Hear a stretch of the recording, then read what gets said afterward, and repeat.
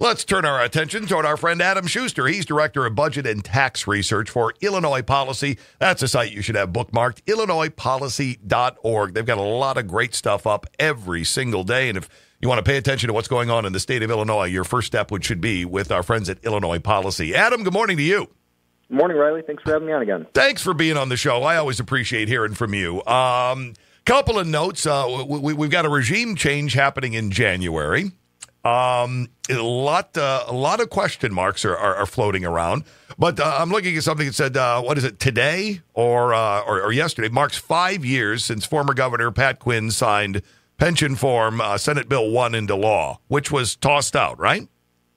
That's right. So, 2013 was a few years after the Great Recession. Tax revenues were down, pension payments were up, and they were trying to find a way to come up with all this new money. The first thing they did is a tax hike in 2011 that was sold as temporary. We now know that they increased the rate back up to that again. But the idea at the time was there was going to be sort of this shared sacrifice. We were going to put in a little bit more money through this income tax hike, and in return, pensioners were going to take a little bit of a haircut, not even in the benefits they've already earned, but in the future rate of accrual. So their benefits were going to grow a little bit more slowly over time. And the Supreme Court in 2015 unfortunately struck that down. So the shared sacrifice part of it kind of went out the window, and it just became a taxpayer sacrifice once again. And unfortunately, while those reforms were imperfect, it would have been the single most dramatic improvement in our state's finances that we could have done. And I can give you some more detail, but we'd be in a much, much better situation today if those reforms had been upheld. I would be curious, had the court not stepped in and gone, no, you got to tax your way out of this problem, what would we have been looking at in just this small amount of time? Yeah, and just real quickly, that is actually sort of explicitly what they said in their opinion, because the state tried to argue, you need to allow us to make these changes in pension benefits despite the pension clause, because without it, we can't perform our essential services as a government. And it's called the police powers doctrine to get a little legal on you. But the idea is if one clause prevents a government from being a government, then you have to throw it out. And the court said, no, that's not true. You can still provide services. Just keep jacking up the taxes because you've still got more more room to raise revenue. That was a mistake at the time, and it's been shown to be a mistake, and we can see that because just a couple examples. All of the 4 years that Bruce Rauner was governor, each of his 4 budget years, so fiscal years 2016 to 2019, if that pension reform had gone through, there would have been between $1.2 and $1.4 billion more that they had to spend, because that's how much they would be saving on the pension contributions compared to what they're paying today. Wow. Savings of that magnitude could have virtually made the budget impasse unnecessary. I mean, there wouldn't have been that much left for Bruce Rauner and Mike Madigan to haggle over.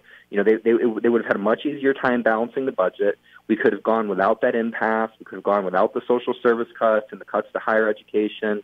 We would have a much different budget fiscal situation and a much different political situation today had that gone through. So it really did, that Supreme Court decision in 2015 sort of change the trajectory of the state. Now, I know one of the things that you guys do at Illinois Policy is you take a look around and, okay, what are other states doing? We're not the only state in the union that's having pension difficulties, but what makes us different from others is the way we're addressing it. That's right. We have a great cartoon on our website. We have a wonderful cartoonist named Eric Ali, and he did a cartoon showing the states in pension rehab. And it's got all the states not only admitting that they have a problem, but having dealt with their problem. And it's Arizona, Utah, Michigan, Colorado. There's other states I could name, but a lot of states have realized that the way these systems were set up, decades ago, was just not sustainable. It was not mathematically sound. And so they've restructured the systems in ways that often had public employee union support to make sure that they're sustainable and affordable, and still provide very generous retirement benefits to government workers. And yet Illinois is still debating whether or not we have a problem and whether or not we need to do something about it. It's really past the time where we can be having that debate. All of our focus now should be put on how do we get out of this? How can we negotiate a reasonable solution that protects taxpayers but also protects government workers? And so that's where our focus is. We're spending some time with Adam Schuster. He's Director of Budget and Tax Research for Illinois Policy, illinoispolicy.org. You put up a piece on the 19th. Arizona voters show Illinois the path forward on pensions. That's right. So for the second time now, voters in Arizona have approved targeted constitutional amendments to change the growth in their future benefits. So they did it 2 years ago in 2016 for two of their public pension systems. I believe it was public safety workers that time or corrections officers this time, although I could be getting that reversed. And what they did is they changed from what they called permanent benefit increases, which is actually what we have in Illinois, permanent post-retirement benefit increases, where it goes up by a set amount no matter what's happening in the economy. And they changed it to a true cost of living adjustment, where the increase you get each year is tied to inflation. Because the whole rationale behind a cost of living adjustment is it's supposed to help your pension keep pace with the economy. Well, if your pension's growing and the economy isn't, that's a problem for taxpayers because it means your pension benefit is going up faster than we can afford to pay for it. So that's one of the aspects of reform that we want to look at in Illinois is moving away from these permanent guaranteed post-retirement raises in favor of a true cost of living adjustment that's tied to inflation. Which doesn't sound really draconian, as I'm sure some people would label something like that. That just seems to be common sense, and it's the way most people in the private sector have to deal with things. Absolutely. And when you put the politics of this aside and you get away from the bickering that often comes and the unacceptance to admit we have a problem and the unwillingness to accept any type of change from some people in the political sphere, and you actually just talk to ordinary union workers and you say, hey, guess what? You get to keep everything you've earned to date. Younger workers who are still working may have to wait a little bit longer to retire, but you get to keep everything you've earned, and you still get increases each year, but it's just going to be a little bit of a smaller increase. It's going to be an increase that's tied to the level of prices in the economy. It's not going to be a guaranteed rate increase. And they say, oh, well, that doesn't sound so bad. I thought you were going to come take away my whole pension. And there's a lot of fear-mongering, and there's a lot of unreasonable people out there who make this sound like, pension reform means taking away people's pensions. And that's absolutely not what we're advocating for. No, and you see some of the leadership pushing that thought onto some of the rank and file, saying, oh, yeah, that's what they want to do. They want to strip you of your pensions. They're telling you it's this, but they want to take away your pension when, all of that has to actually go down on paper, and I don't believe any of it says that.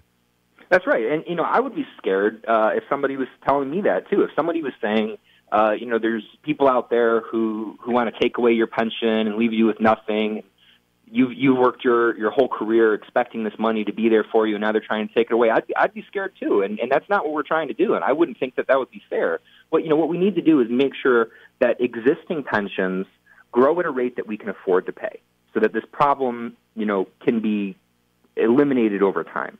And then the next step is to set up the system in the future so that it's sustainable, affordable, predictable, and that we don't get into the situation again. And so, one example of what that could mean is like a defined contribution system, a 401k style system, not for existing workers, but for new hired employees. And that's what 85% of private sector workers have.